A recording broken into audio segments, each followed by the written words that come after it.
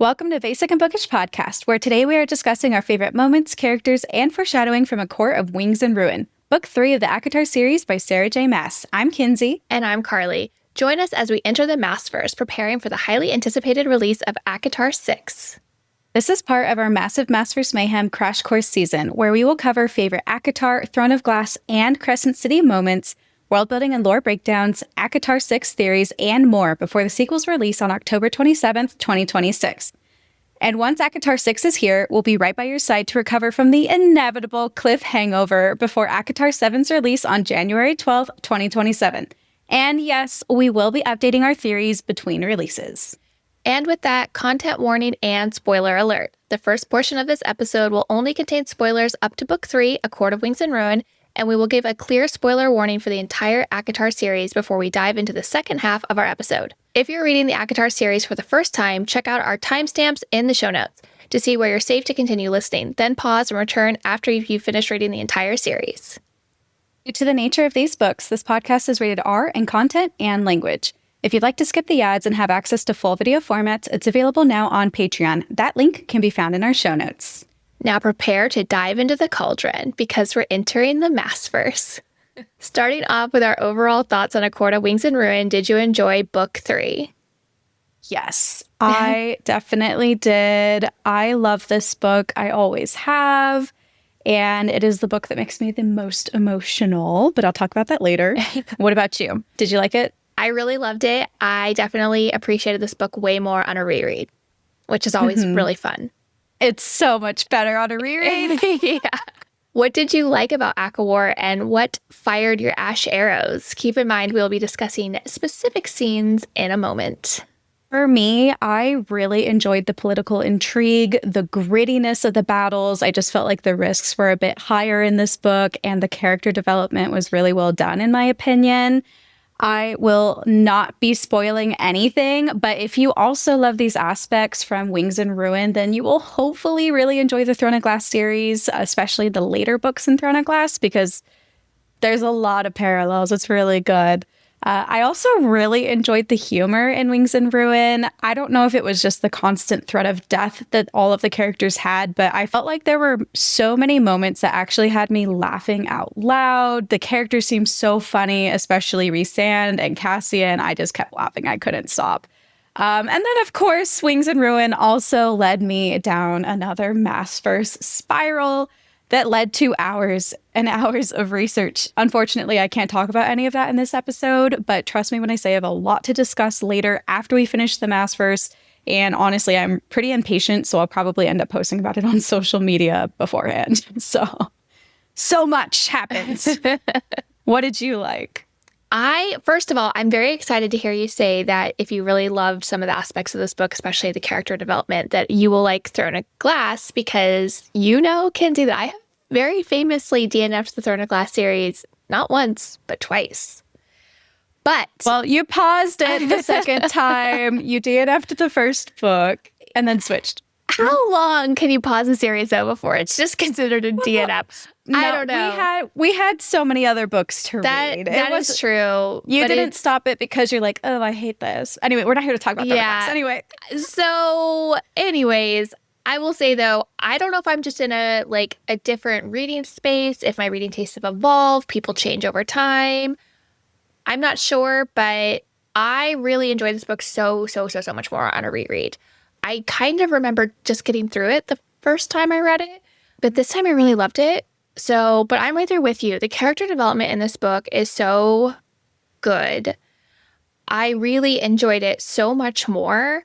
It's making me even more excited for Tog now that you said that. So, okay, that makes me so happy because honestly, like this one, it's less romantic. It's more war focused, more politically focused and things of that nature. So I feel like the vibes are definitely more similar to Throne of Glass in this book than like Mist and Fury. Completely different vibes. So that makes me excited. I'm glad. Well, moving on to what fired our ash arrows, what did we not like in Wings and Ruin? So for me, Kier. He sucks ass. He sucks so hard.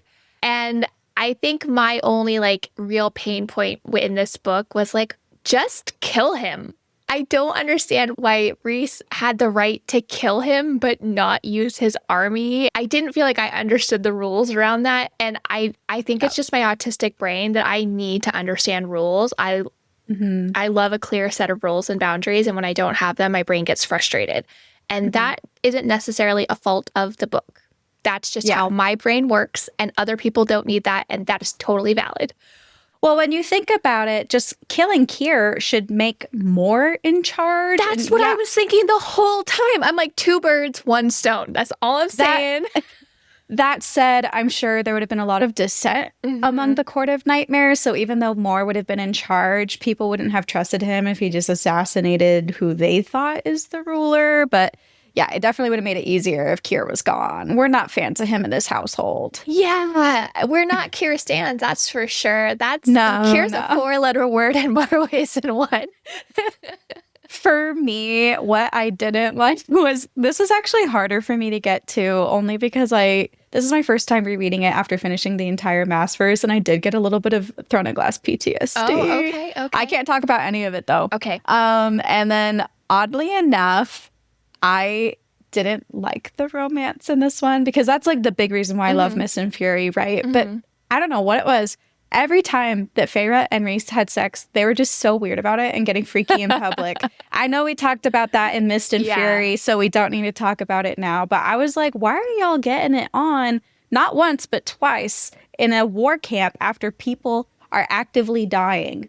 It doesn't do it for me, but apparently it does it for them. So. Yeah, I get what you're saying. I feel like my brain tends to glaze over those scenes in general just a little bit whenever I read sex scenes. Like, I don't typically read them in a lot of detail. I'm kind of like, okay, this is happening, and then I move on.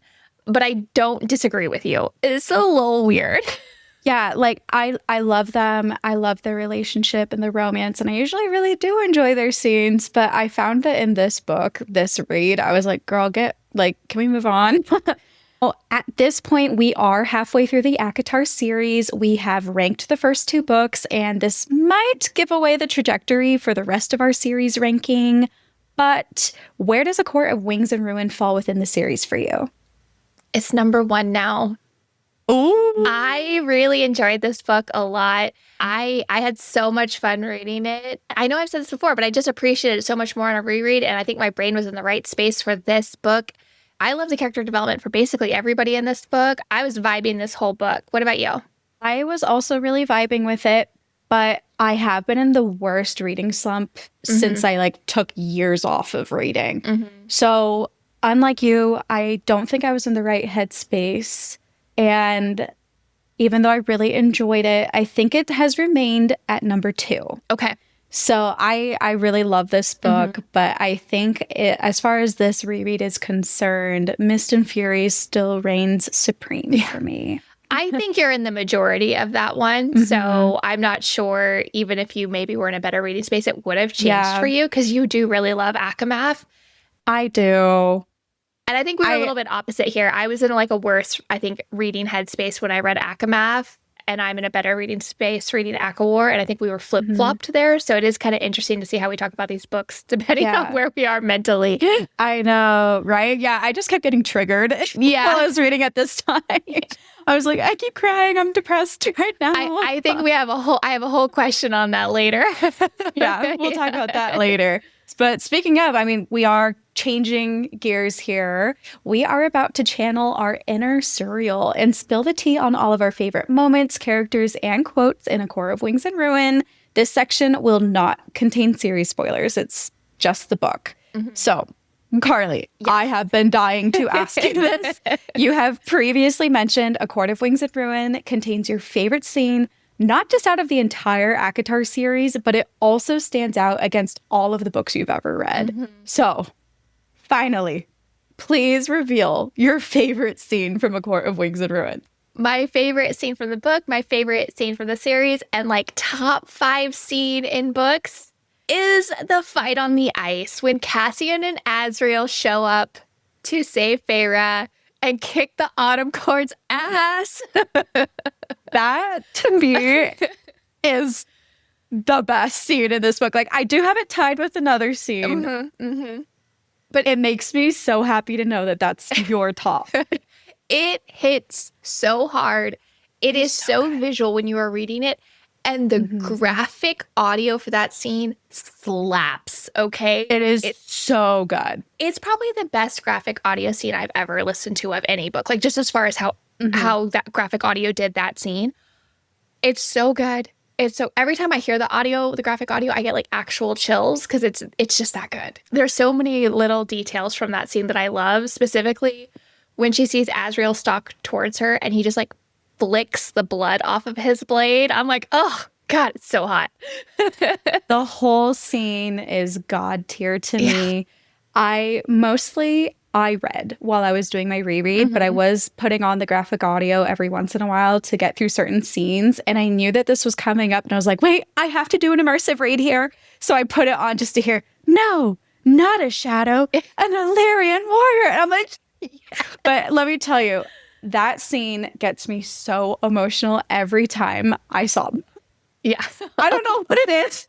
I cry every time in that scene. It just really gets me. And then we have to acknowledge how hot it was when Cassian said to Eris, I suggest you drop my high lady. Oh, yes. It's so good. It's so good. Well, and this is also the moment that we get the reveal to the other courts that Feyre is high lady, because only the inner circle knows at this point. And it's, oh my God. And Lucian's just like, oh my God. And to see them recovered after she thinks they're dead or on the brink of death after the state they were left in with Hybern, oh my God. It's so good. So good. It is. It's so good. What was your tide scene? So my tide scene is, this also makes me sob. I'm going to try to like get through this because I did finish my reread today.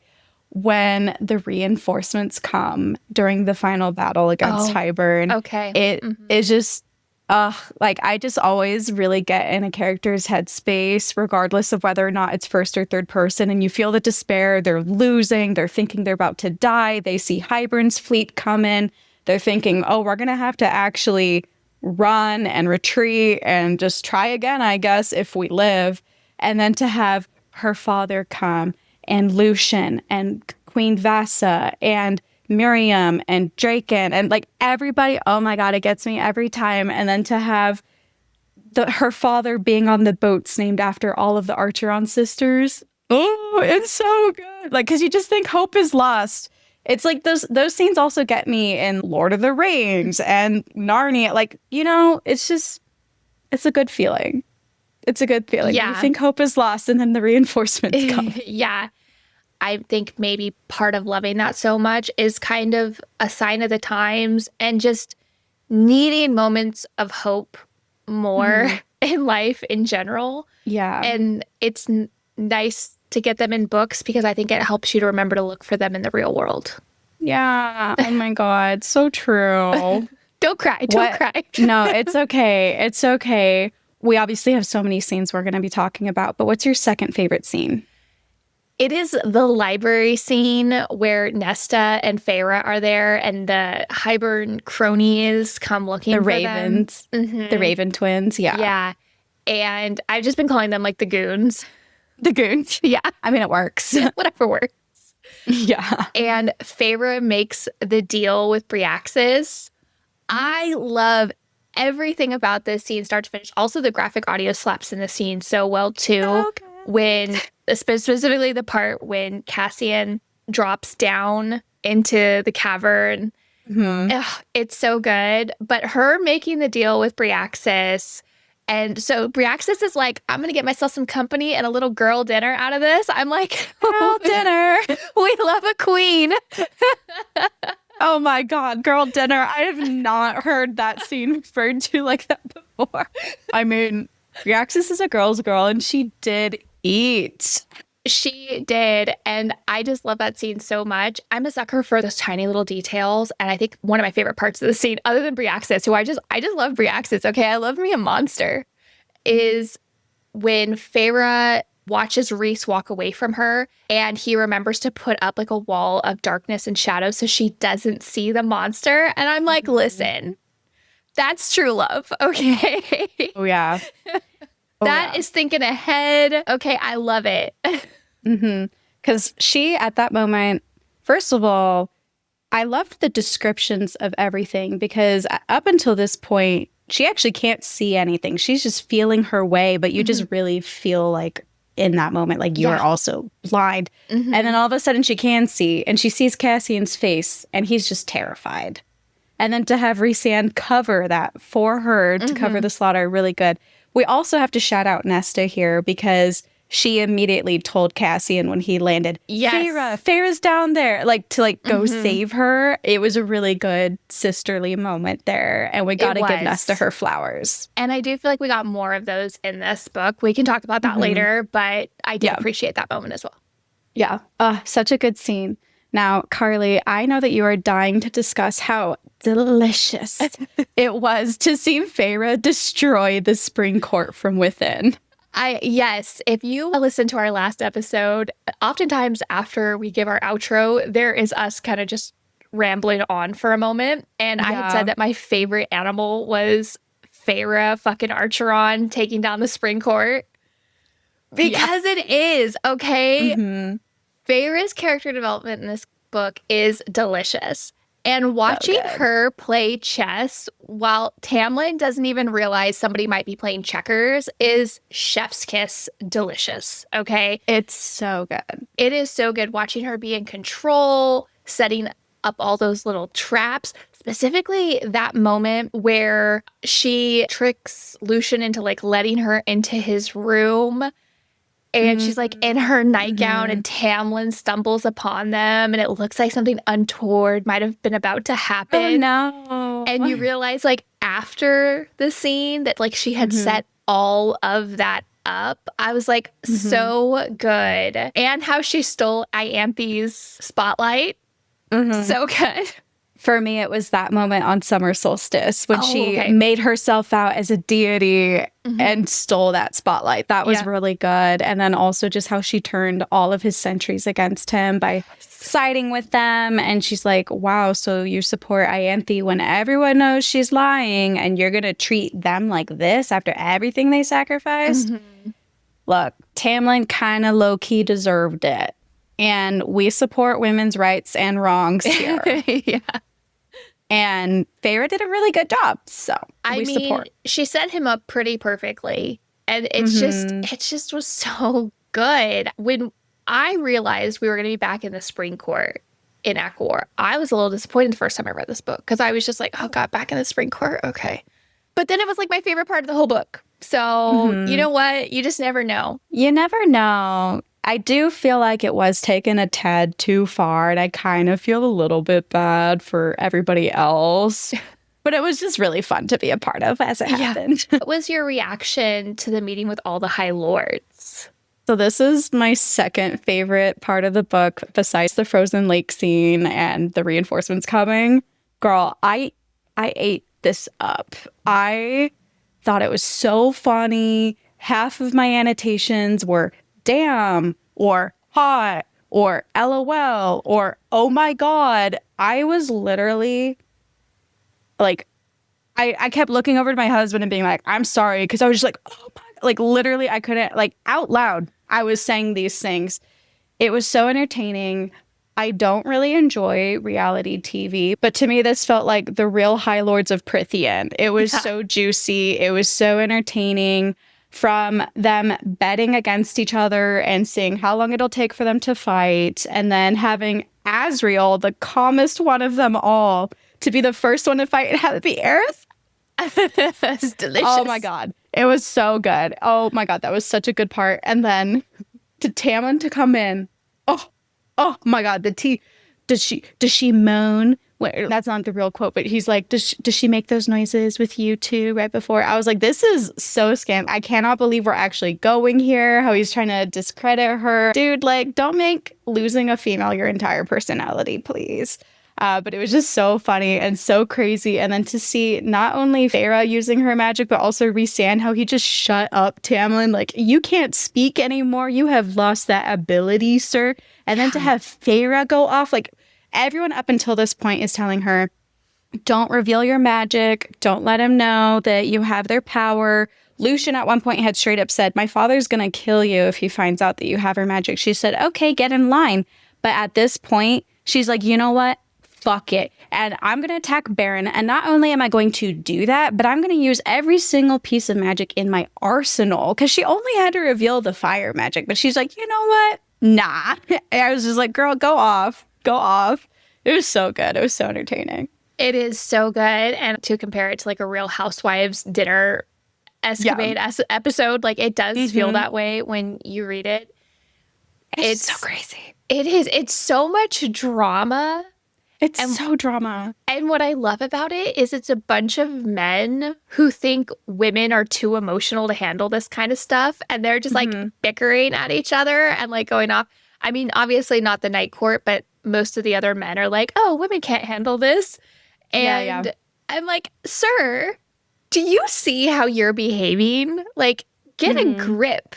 So I love that scene so much. It is so much fun to read.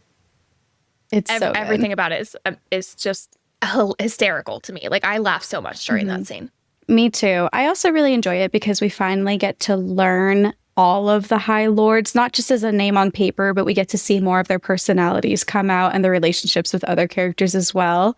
So I do appreciate it for that aspect as well. But yeah. Oh my God. So juicy. Speaking of juicy and tea, when you first read this book, did you successfully predict Lucian's true heritage, or was Helion being Lucian's father a complete surprise to you?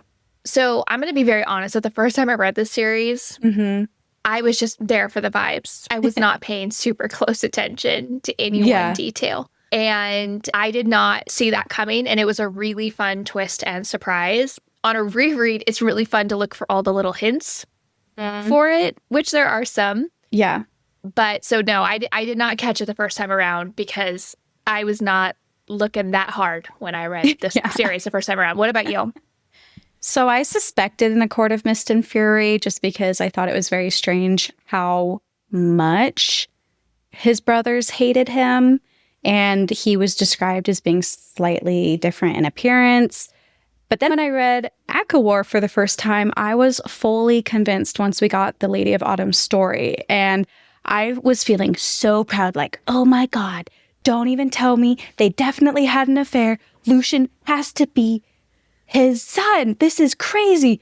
And then literally it was revealed a page later. And I was like, bro, like I thought it was this crazy twist or crazy reveal. And then I was like, well, I mean, I was technically right, but it wasn't very hard to get. Yeah.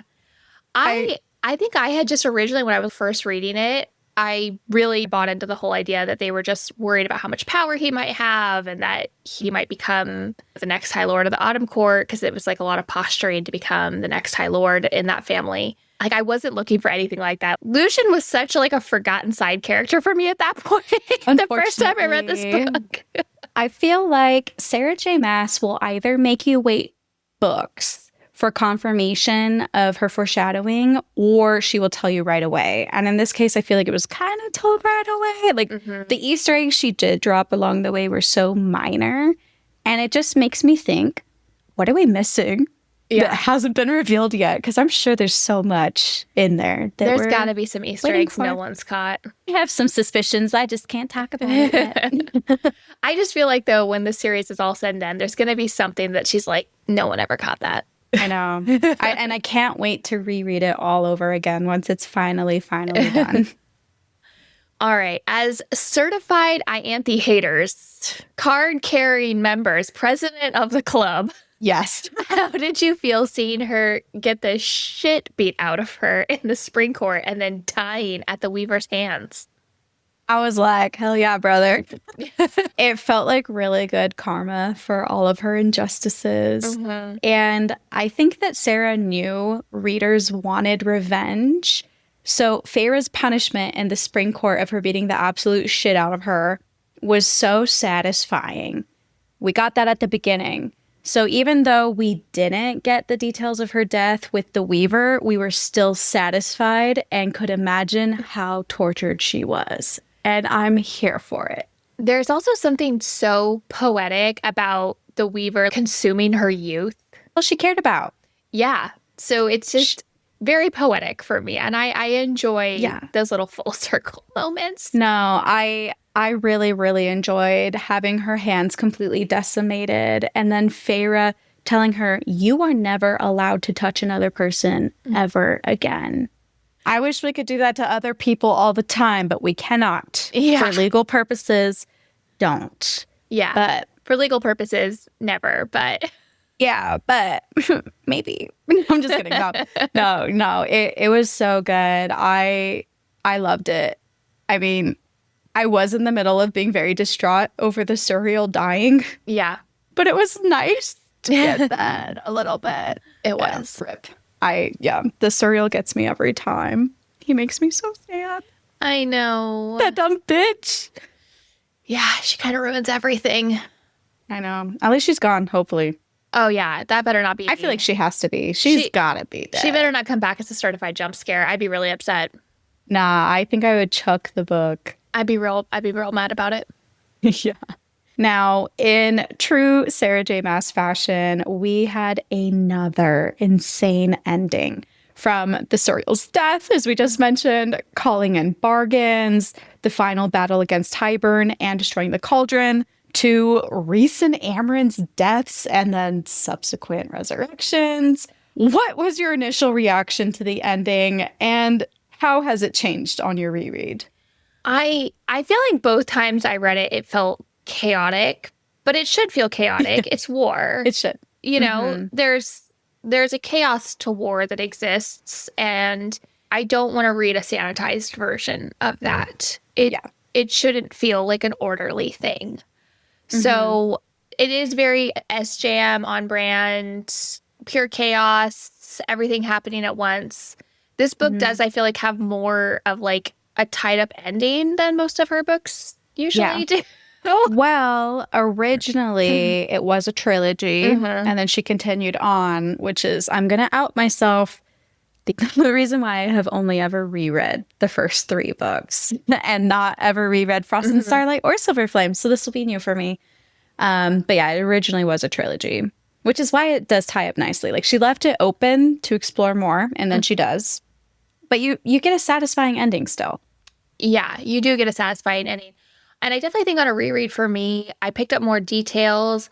I also think certain things just made more sense on a reread. I think the first time I read that book, again, I was just vibing with the book, kind of flying through it. I don't think I even, when I read it at the time, realized there was more books after it.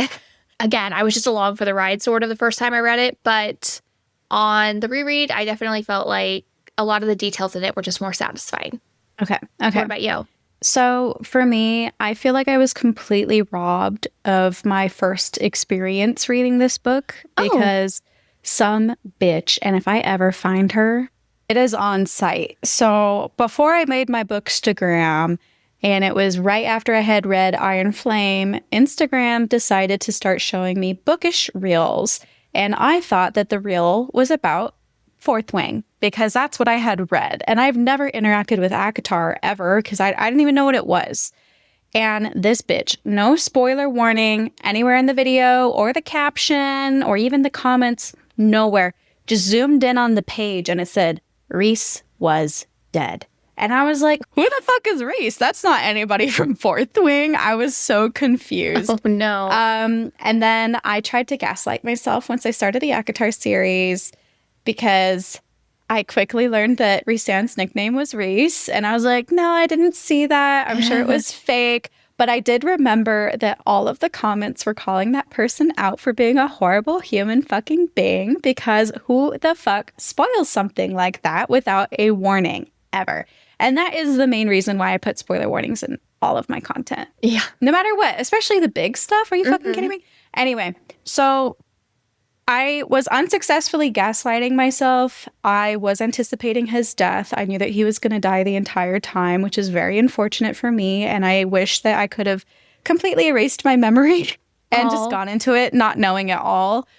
But even so, knowing this, the moment that Rhysand gave his speech, that was essentially him saying goodbye at the final battle, I started to sob. I was just like, oh my God, it's coming. This is horrible. I saw all the foreshadowing leading up to it too, how they kept saying, oh yeah, like we have time for this and that, and we're gonna come back. And there were just so many hints of people dying and not making it out. And I was just like, oh my God, it's coming, it's gonna happen. But that moment for me when he was giving his speech just really solidified it. And I fucking lost it. I was not prepared because I loved him. I still love him. He's one of my favorite book boyfriends. And I was just like, I can't lose him. I was very upset. So yeah, I was very upset, not only because of that happening, but also just because I had that spoiled for me. And it's such a big spoiler, but I didn't know he was coming back. So that was great. Oh. So, like, I'm having a complete and total meltdown as he's finally dying. And this is, like, not even including me crying over the reinforcements showing up and then Papa Archeron dying and, like, Amryn sacrificing herself. All of these things, I'm just crying, sobbing the whole time. And then I'm, like, having a complete and total meltdown on page 666, no less. I'm sobbing for, like, an hour. I'm Snapchatting my friend and sending her voice notes. I'm like, I can't believe you told me to read this series. This is awful. And like for a whole hour, literally. And then I turned the page. And I was like, wait, what? And so I was like, oh my God. I wish I could tell you more, but I should say this in the spoiler section. But I also saw a spoiler for things that happen in Silver Flames. If you know, you know. And so I was like, this is horrible that he's dead now. So I was very distraught. Yeah. And so that was my first experience. And I didn't know that Amryn was going to come back. I will say, I do think she should have stayed dead. I think it did take away from it a little bit. I generally don't like it when people die and then come back. So I'm extremely grateful Rhysand came back, but I do think that Amryn should have stayed dead. I personally don't really like it when things are written where people die and come back. But that being said, it's an interesting cast of characters, and I'm glad they're there for the next book. Yeah. I'll say, even though Amryn did come back, at least Sarah did limit her powers. Like, now she's just a normal high fae. She's not this great otherworldly being. So at the very least, she did limit the power. So I can respect her for that, but I do think the impact would have been slightly stronger if she had remained dead. I mean, goddamn, I even cried for the fucking Weaver the first time that I had read this book. Like, I'm not even joking. I cried for the Suriel, obviously. I cried for the Bone Carver. I cried for Striga. Like, I cried for fucking everybody. And then I'm, like, sobbing for Amryn and until Rhysand, because obviously Rhysand, like, fucked me up. And then I'm like, girl, you're just like chilling out in the cauldron this whole time. I don't know. Just taking a nap. Yeah. Yeah. I will say, I do think the Weaver's death was like anticlimactic. I agree. That didn't make sense to me, how she died like that. Yeah. She's a death god who survived. I don't even know. We don't even know how long. So long. I'm having a hard time believing that she's truly dead.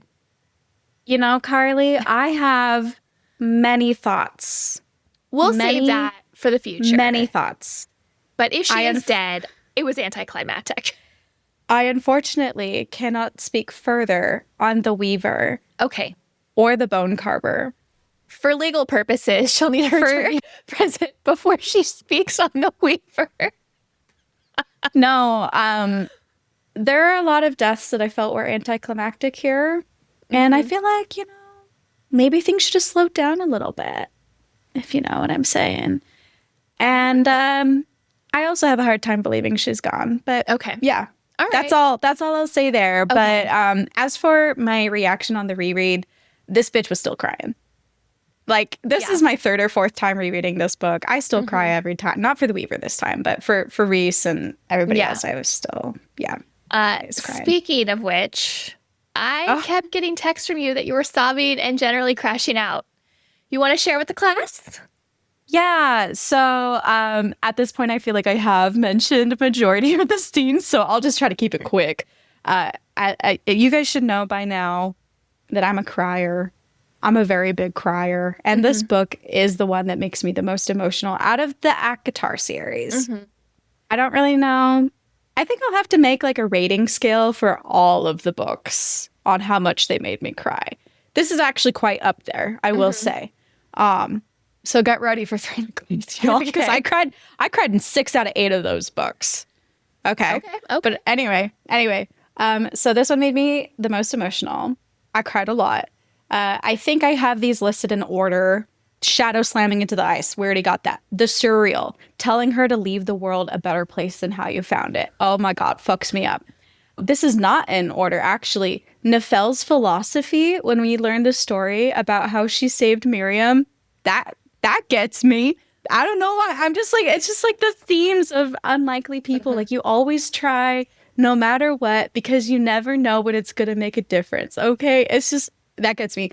Rhys's speech before the final battle with Hybern, the love declarations between Rhys and Feyre, and also between Cassian and Nesta on the battlefield at the last battle, when all of the reinforcements come in, the death of Papa Archeron, Amren's sacrifice, and Rhys's death and resurrection. So I think that covers it. Okay. I think it was a lot. It was a lot. Right. Yeah. Okay. Well, that explains all the text. Yeah, dude. It's so brutal for me getting through the ending of the book because I just know I'm going to be crying the whole ending. I love, though, that you connect so much to even with the scenes that are like these hopeful scenes and these beautiful scenes. Like, I think that's really nice. It is really nice. Like, I can just read the quotes and tear up. And speaking of the quotes, I did list a couple of them, and I will try to keep this section short. Okay. Because I had zero self-control. I literally had 300 highlights in this book. Yeah.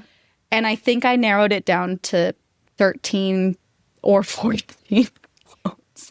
So we're going to start with you, Karly. Okay. I have one quote here. It's Cassian says it to Feyre. "This is war. We don't have the luxury of good ideas, only picking between the bad ones." I love a quote that kind of sums up an overall theme of the book, and I think he says it so eloquently here.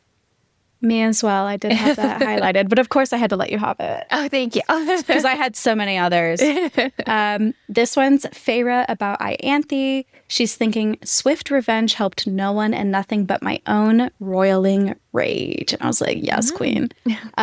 This was with Rhysand. It was kind of a touch her and die moment, which is one of my favorite tropes. He said, quote, "Eris was always a male of limited days. Now Lucian might find himself closer to inheriting his father's throne than he ever expected to be."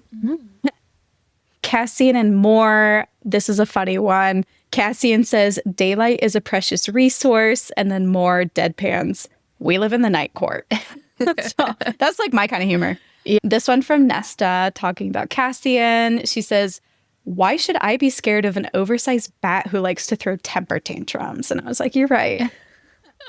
Asriel, he said, oh God, I'm going to try to not cry. He said, quote, "We, Rhys, Cass, and I will occasionally," oh God, I'm going to cry, "will occasionally remind each other that what we think to be our greatest," oh God, I'm crying. Do you need me to read it for you? No, I can say it. Okay. "We, Rhys, Cass, and I will occasionally remind each other that what we think to be our greatest weakness can sometimes be our biggest strength, and that the most unlikely person can alter the course of history." I did it. You did it. Hard. I'm so proud of you. Thank you. Okay. Feyre, sassy to Tamlin. "The sun was shining when I left you." Oh, yeah.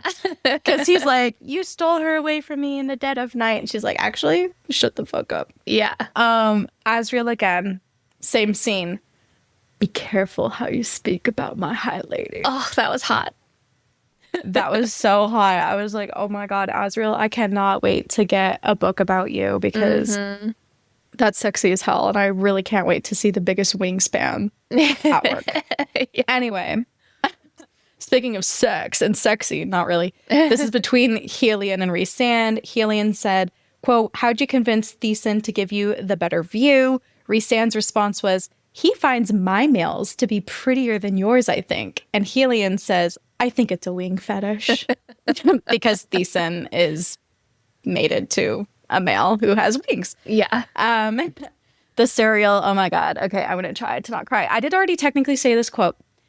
Leave this world a better place than how you found it. I'd say alone.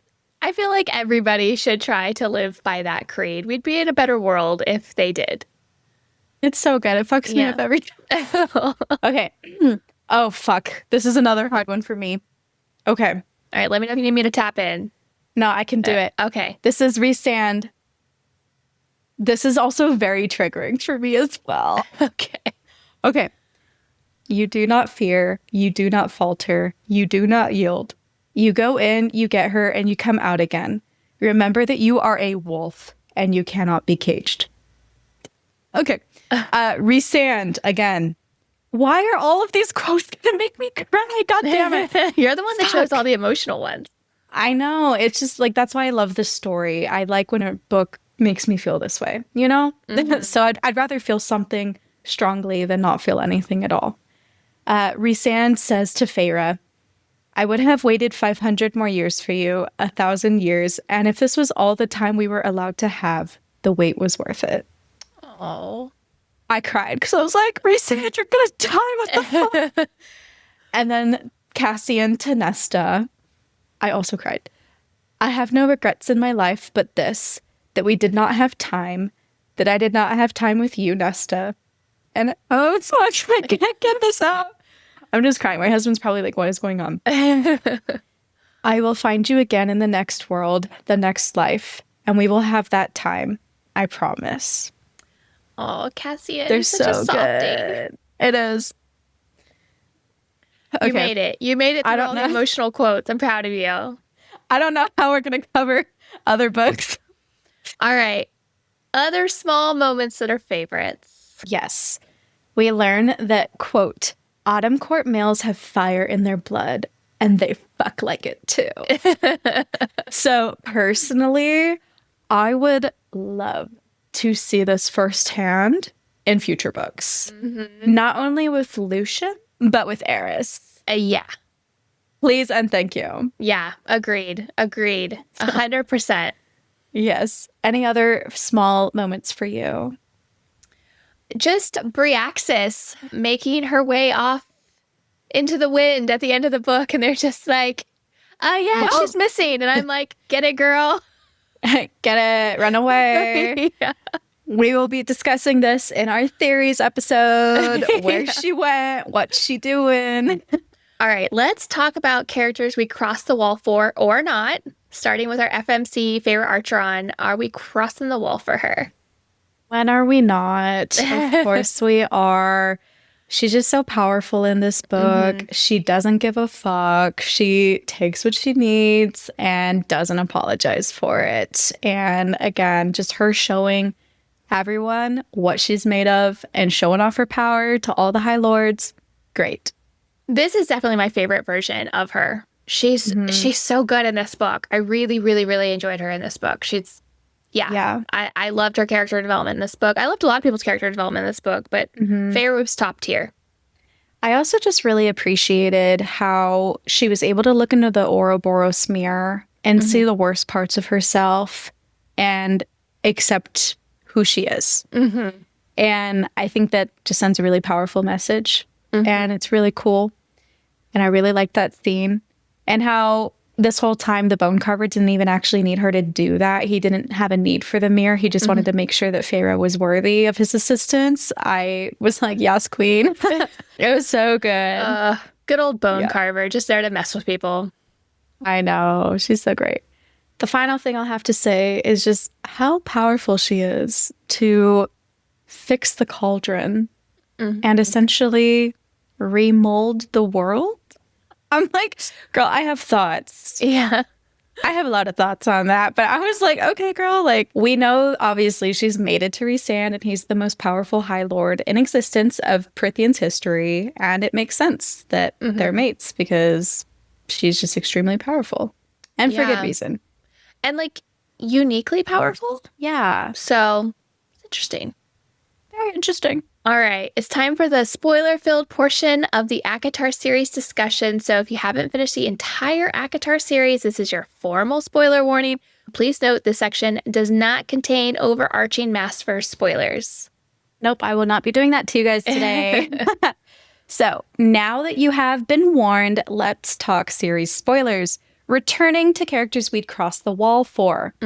In this book, we see a lot of growth in the Archeron sisters. We see how Nesta and Elaine deal with their fate transition, while also discovering new powers gifted, or stolen, from the Cauldron.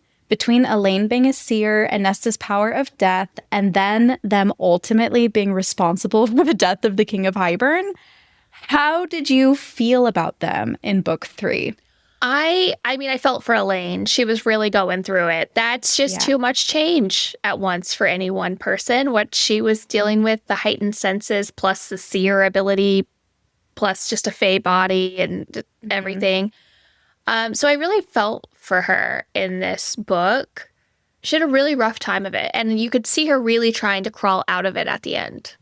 Yeah, and I like that we do already see her making that progress. I did find it interesting. This was something that I didn't catch on any of my other rereads, but when Feyre was warning Elaine when they're about to go see Grayson, her ex-betrothed in the mortal realm, or the human lands, she says, make sure you don't use any of your seer talk. Like, can you control that? And Elaine says, yeah, I can. And I was like, wait, so all those times that you were spouting prophecy, you were choosing to tell everybody that. So I'm really curious to see where this goes in the future and what she hasn't told us so far. For me, I really, really enjoyed, I forgot to mention this when we were talking about the ending, but just seeing them killing the King of Hybern, I was like, girl, go off. It was satisfying. It was satisfying. I really enjoyed it. I'm glad that they were the ones who did it. Like, in the end, Nesta fulfilled her death promise,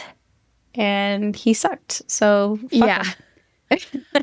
There was something satisfying about having them be the ones to do it after what he did to them. But there was also a little bit of feeling like, I feel like I need more explanation around this. Like, him, I don't know, just getting snuck up on by Elaine didn't quite make sense to me, given how powerful he is. Yeah. And I feel like there's a bigger story there that we just haven't gotten yet. And it's okay if there's like more of a wait for that, because I know we haven't really gotten Elaine's story yet.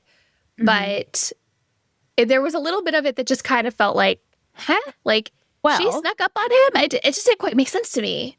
She did sneak up on him. I'll say two things, and I do have to be very limited in what I say here. But the first thing is, they did mention the King of Hybern's crazy, and the whole reason that he marched onto the mortal lands was simply because he's like, you know what, fuck these three sisters in particular. So we know that he was in a battle rage at that moment, and he was actively having the blade come down to kill Cassian and Nesta. And he was trying to get that power back from the Cauldron. The Cauldron was also preoccupied because Feyre was taking it apart. So I do think it was possible for him just to be kind of caught up in everything because of Nesta's distraction and Feyre's distraction. But also, we saw Asriel in Hybern's camp when they went to rescue Elaine. He had morphed into Feyre's shadows and disguised himself in that way. And I noticed the wording specifically when Elaine had stabbed him had said that she had come out of his shadow or something. I mean, like, not out of his shadow. I'm doing a horrible job paraphrasing, but it had almost implied that she utilized some of Asriel's power. And I don't think she has command over shadows or anything like that, but I do think that there's a lot more about Truth Teller and other magic that we don't know about yet at this point. And that might be part of the reason why.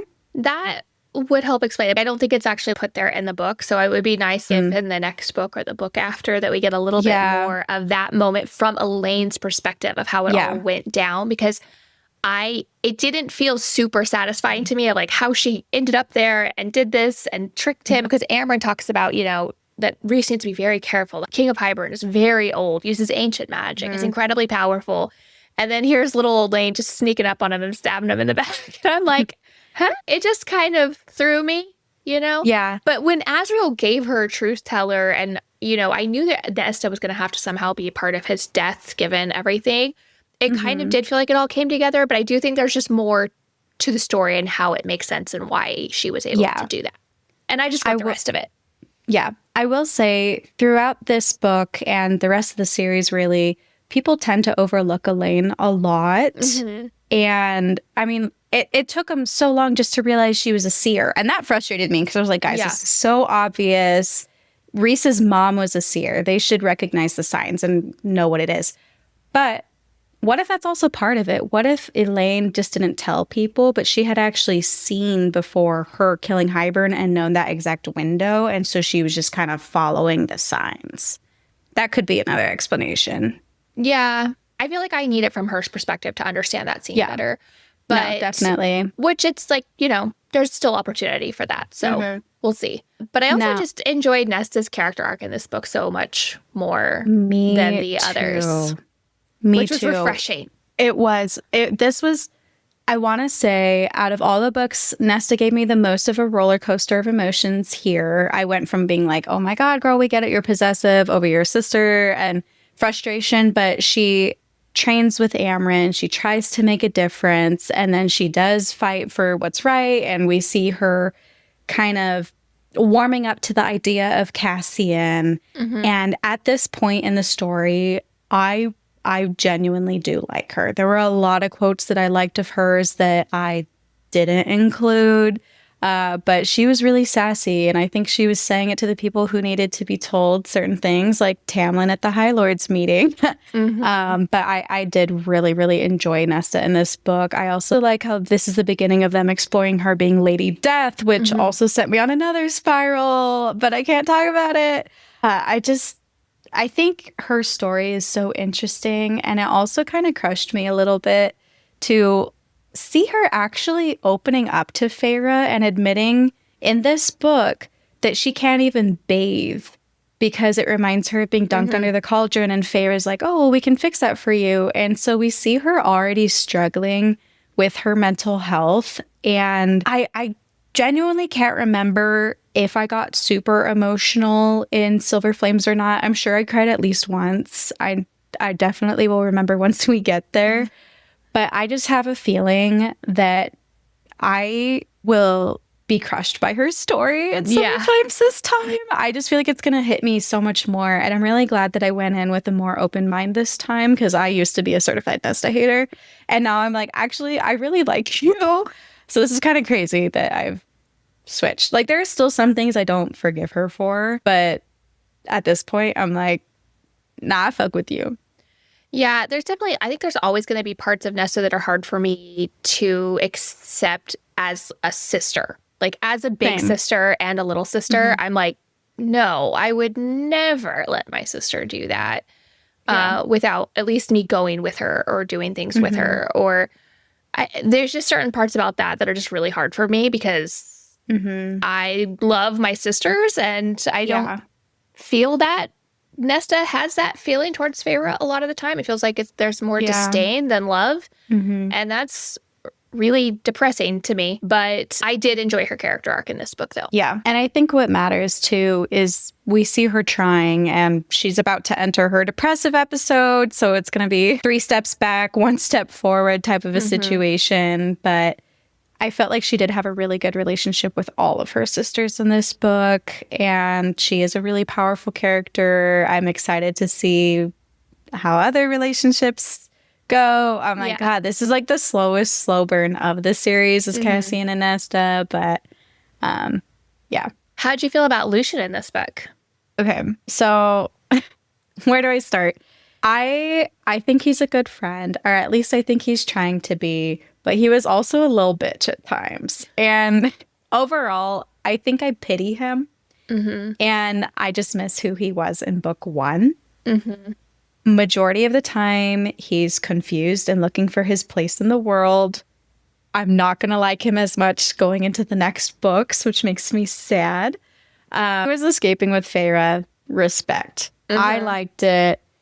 Him going off to go get Vasa and bring the reinforcements was great. I just feel so sad for him and like everything that's going on at the lane. I just, at this point, I feel like he goes through so much, and I just want him to be happy. I want to see that for him. the specific thing that I did want to mention about Lucian that I had to hold in from our earlier discussion, because this is a spoiler-ish, I guess. So as much as I love Helion, like, I love him as a High Lord. Tarquin's still my favorite besides Rhysand, but Helion's like my number 2. Mm-hmm. I low-key cannot wait to see Lucian as High Lord. It'll be such a bittersweet moment, because you're like, oh no, Helion dies. But then you get to see the power transfer. Mm-hmm. And I just like really, really look forward to seeing this with Lucian and just getting the reveal of, wait, you are still a High Lord's son. You're just not that High Lord's son, and you have no competition. Oh my God, I can only imagine the surprise, and I cannot wait. Yeah, that'll be a really interesting transition of power. I'm looking forward to that. I feel for Lucian in this. I think Lucian is going through one of those periods in your life where you're deconstructing something that you didn't realize you needed to deconstruct. And that was this like blind loyalty to this one person. And it's really tough, because Tamlin was the person that stepped in and kind of became his chosen family when his family was no longer an option. And I understand why it was so hard for him to walk away from that. I do get that. I think his loyalty is a double-edged sword. Like, loyalty is very admirable, but it also did go too far. And I think he realizes that now. And I think he has a lot of regrets for it. So I feel for Lucian and what he's going through and what he's lost. Yeah. And he just kind of has to keep starting over. And that's really tough. Yeah. And I know what you mean, like, oh yeah, I miss Lucian from book 1, but Lucian from book 1 was also a character that was overly loyal to Tamlin, and I don't miss that.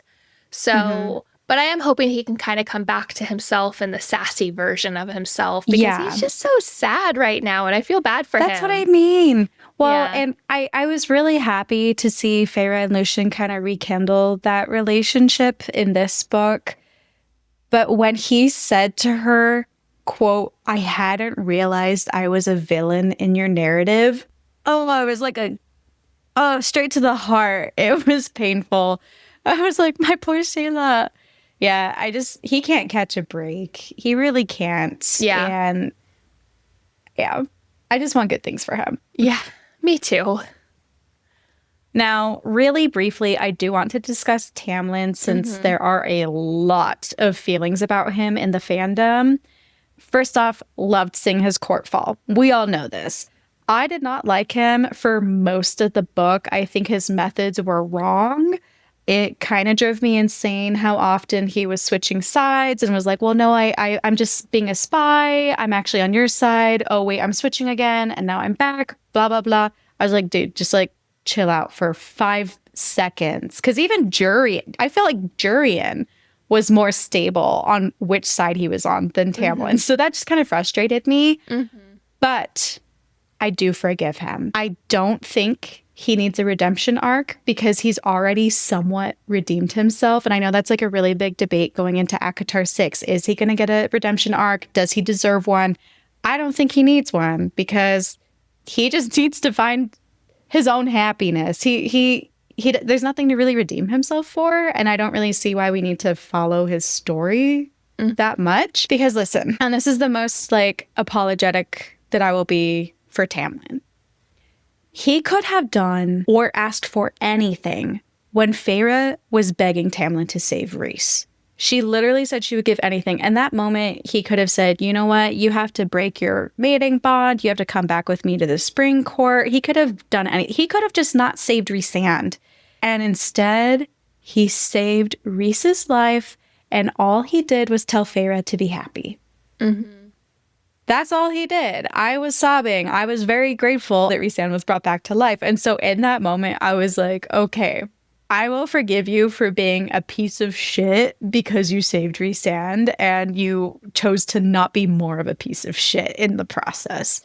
But also, he did help Feyre, Azriel, and Elaine escape from Hybern's camp by sending his power of wind across the ravine, and he saved Feyre from being attacked from the hounds. So his heart's kind of in the right place, and now he just needs to like move on and figure out who he is. Yeah. You know, it's interesting because I know a lot of times people say that ACOTAR is a Beauty and the Beast retelling, essentially. Yeah. And in many ways it is, but I almost feel like you could say that you don't actually get the Beauty and the Beast retelling for the beginning of his story until the end of this book, when he's like living mostly in his beast form and in this manor that's been abandoned now, and he's all alone and feeling trapped there, which is kind of how Beauty and the Beast actually starts. So it's interesting to me that that's kind of how this story kind of ends here in ACOWAR, is kind of the start of the Beauty and the Beast tale, when a lot of people think ACOTAR is the Beauty and the Beast retelling. And I think it was marketed as a Beauty and the Beast retelling, to be fair. Yeah. But it kind of feels like it's more like that's where he is now. So I almost wonder like what the rest of his arc is going to be. I just pity him from here on out. I feel sad for him. Like, I don't want him to die. I know there's a lot of people in the fandom who are hoping for that. I don't want that for him, but I also don't think he needs a crazy arc. Yeah. I don't know that I pity him. I think in many ways he's kind of made his own bed and now he has to lie in it. You know what? That's true. He's either going to figure it out and climb his way out and make himself a better person, or he's not. Yeah. And I think he should have the opportunity to do that. I think he deserves room for growth, but I don't know that I have seen all the growth from Tamlin that I would want to like be like, oh, he's fully redeemed. But I think he should be afforded the opportunity. Yeah. And like, I want to be clear. I don't think he's like fully redeemed. I just forgive him and I'm open to growth, but I'm also like, I don't hate him anymore. I did at the beginning of the book. I was like, dude, stop.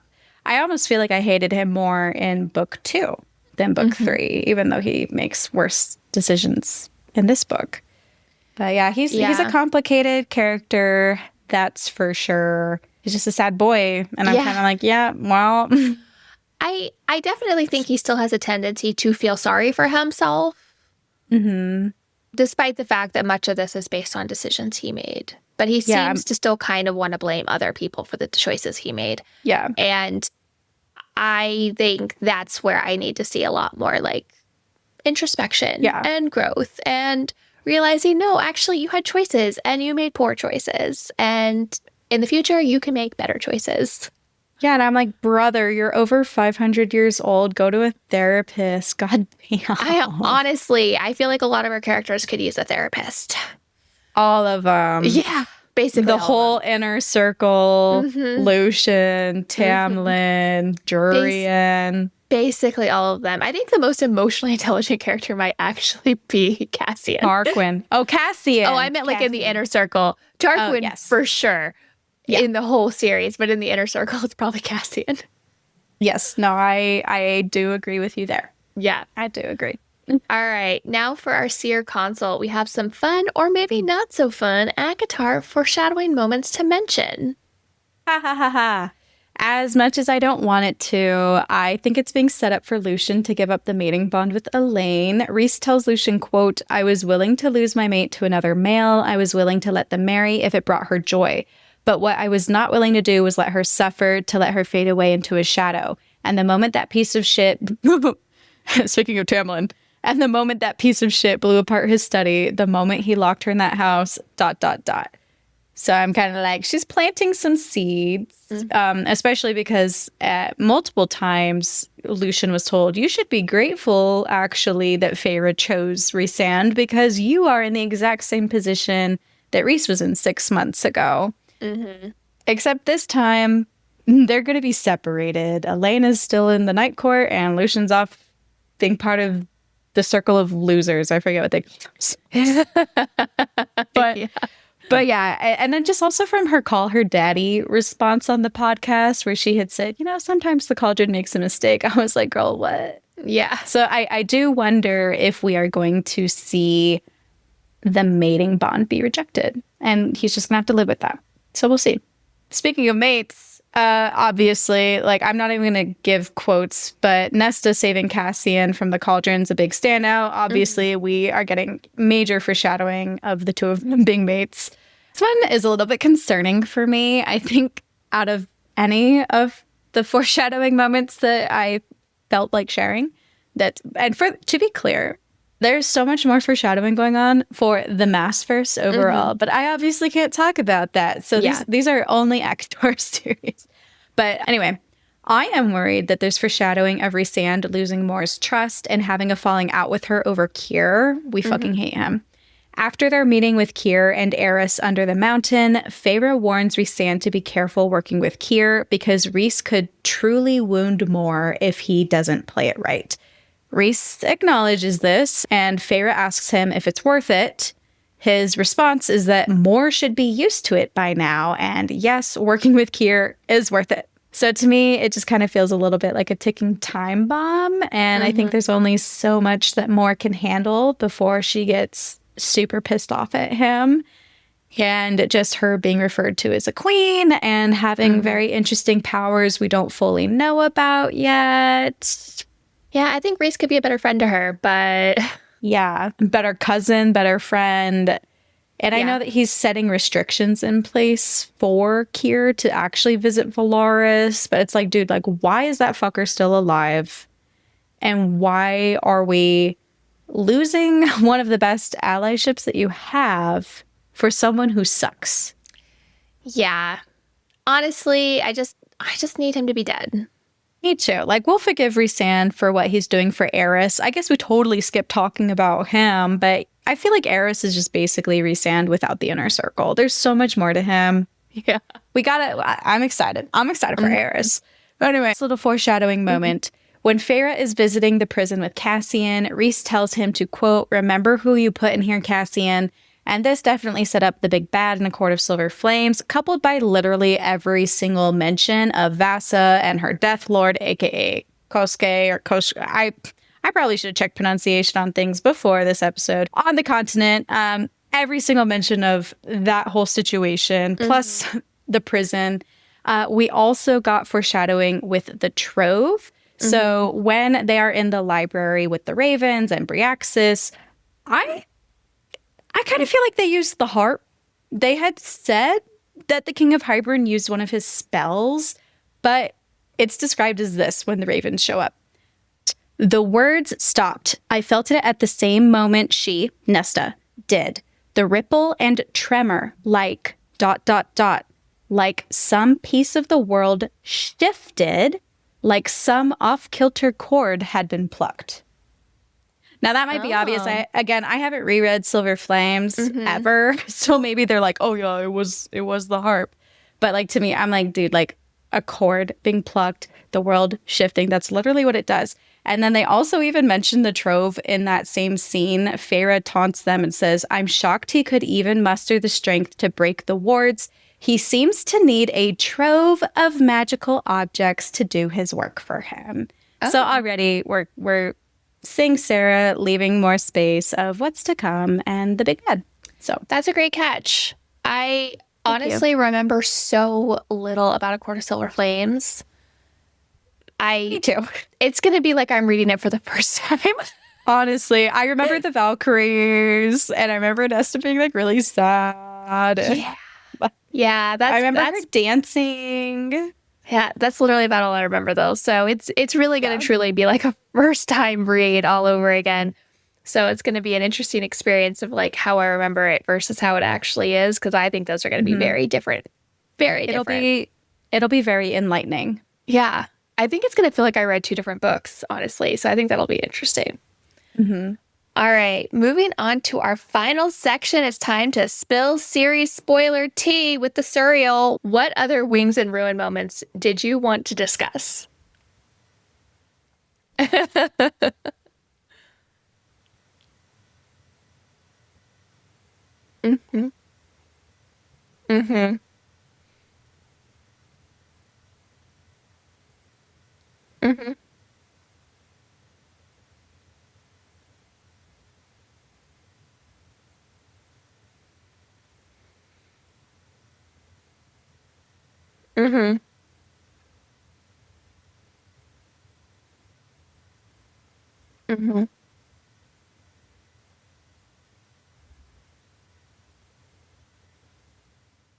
That's really tough because I do feel like we got a lot of little tiny Easter eggs potentially pointing to both.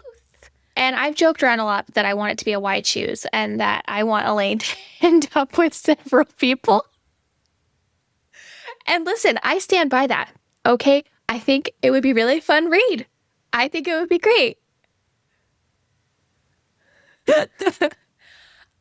I'm just saying, I'd enjoy it. I wouldn't say no to a why choose, okay?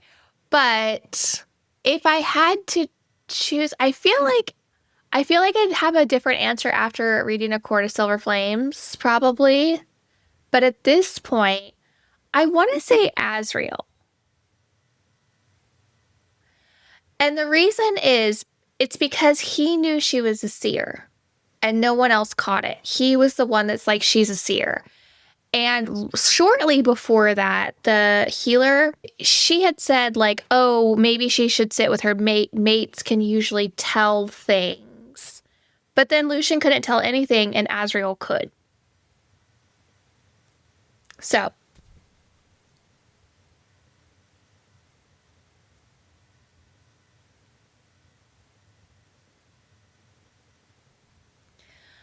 Mm-hmm.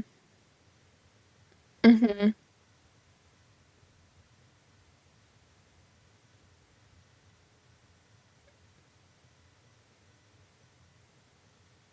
Mm-hmm.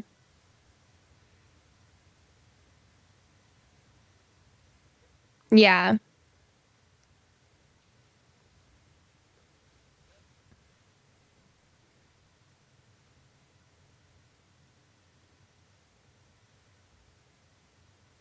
Mm-hmm.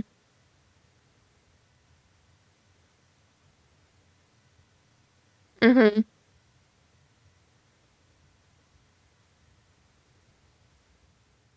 Yeah.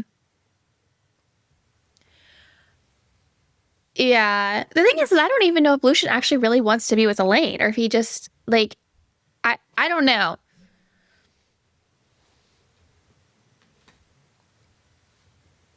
Mm-hmm.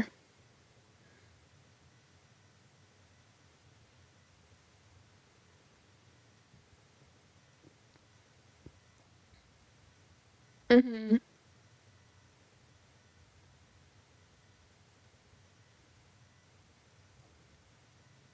Mm-hmm.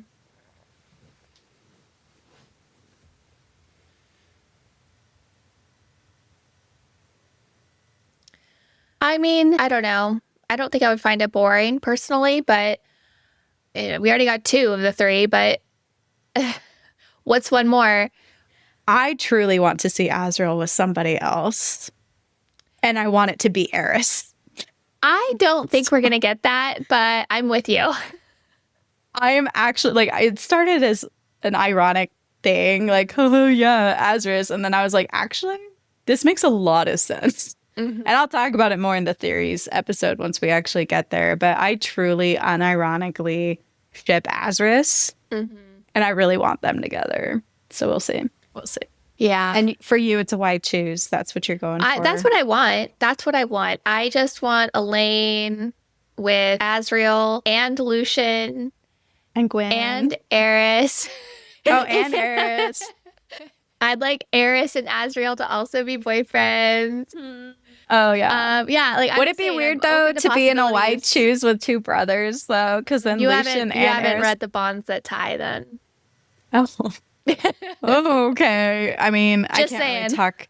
Can't really talk. I really do like Game of Thrones and House of the Dragon. So anyway, moving on from that before we get canceled. This discussion here might be bordering on theories territory, and I know again that we are saving our theories for a separate episode after we finish Silver Flames, but I am curious to hear your opinion on this. Do we think that Elaine's prophecy/vision of it taking less than snapped wings to kill Cassian was fulfilled in ACOWAR? Or do you think there's more danger to Cassian to come? Because keep in mind, Cassian should have died because of the cauldron. It was directed towards his legion, but the Nesta screamed at him to get out of the way. So I'm just kind of like, did she see his death in the battle and then he left? Or is it happening still? I'm not saying that there's not going to be another close moment with Cassian, but I don't think he's going to die. Okay. So I don't know if like that was the moment that like that fulfilled that vision, but I don't see him dying. Okay, good call. I'll accept that. Okay. Now, in the House of Wind, Feyre is with Nesta when she slips into Lucian's mind and spies on him as he approaches Elaine. When Feyre is done, Nesta was, quote, gaping at me even as her face had leached of color at every word uttered between them. Nesta then asks Feyre if she's ever gone into her mind, and I just want to know, how the fuck did Nesta know that Feyre slipped into Lucian's mind? Does Feyre make a funny face? Or can Nesta's power somehow pick up on Daimati magic?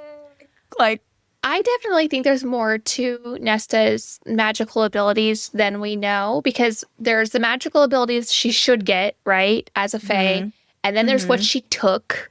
And we're not really sure which is which, right? Yeah. Like, it's all seems a little muddled together at this point. And so, but I do think this is tied to her magical abilities personally.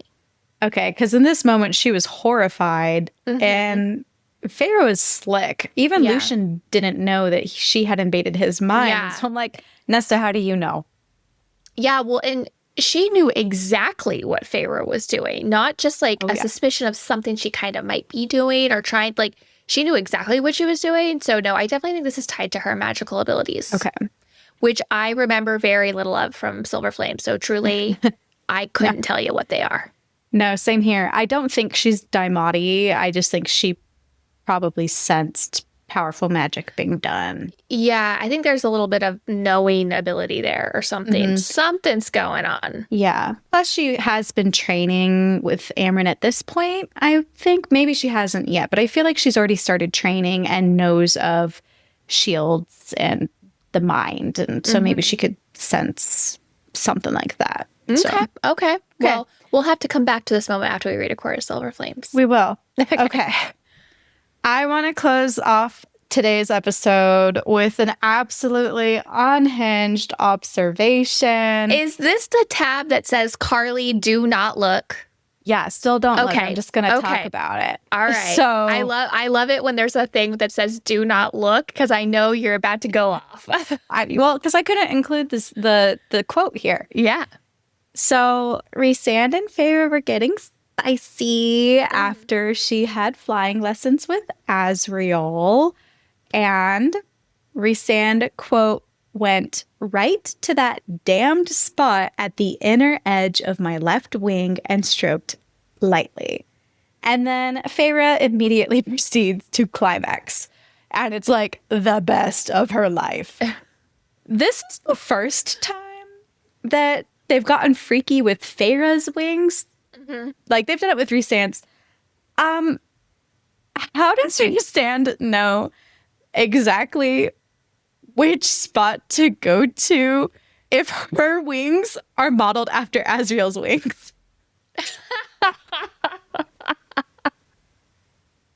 I'm like, okay. Oh my gosh. Have they had sex? Was there an orgy? I'm gonna guess that it's just a similar spot for everybody. That's what I want to believe personally. I feel like it could also just be a bro moment, because we know in Frost and Starlight that they always are naked and in the sauna together. Maybe they're just like, oh, show me your spot and I'll show you mine. Like, maybe they're just showing it off. But they mentioned so many times how sensitive the wings are, and that if you go to just the right spot, that you can feel pleasure. And I'm just like, girl, if this is the first time y'all have gotten freaky like this, and he knew exactly where to go. They didn't experiment. He's just like, found you. Yeah. She has a bigger wingspan than Rhysand. Her wings are Asriel's wings, and I just find that a little bit suspicious. Listen, I'm Asriel's attorney, and he will not be commenting on this matter. I was talking to one of my friends about this, and she's like, I feel like Rhysand has probably like been in an orgy like 5+ times. Cassian's only done it twice, but Asriel, the limit does not exist. Like, that man is just out there. I would believe that. I was like, you know what? Yeah. Well, Anyway. on that note, this is where we leave you today, Basic Book Besties. Thank you so much for listening. Please leave us a review and join us for our next episode where we are recapping A Court of Frost and Starlight, Book 4 in the ACOTAR series. If you need more bookish content, we have spice ratings, Fourth Wing deep dive topics, our thoughts on recent adaptations, and more. If you stick around, we have really fun author interviews scheduled and discussions on some of our favorite contemporary romances. You can join us over on Patreon, where you can access all of our episodes ad-free, 3 days early, and in full video, plus extras like exclusive book club access and shoutouts on the show. You'll find our Patreon link in the show notes, along with all the ways you can support the podcast. Don't forget to stay in the loop by following us on social media and joining us in our Discord chat. Who knows, you might just meet your next book bestie there. You can also check out our website, basicandbookishpod.com, for info about our upcoming seasons, our contact form, and more. We link that down in the show notes. We'll be back next week. Until then, prepare to crash out over ACOTAR 6 as we continue to crash course our way through the Maasverse. What other ACOWAR... I said that really funny. What other ACOWAR... ACOWAR. How many times can I say it before I can't say it anymore? ACOWAR? War. Like, they're at war. ACOWAR. ACOWAR. You can also say A Court of Wings of Ruin. That's going to be our blooper.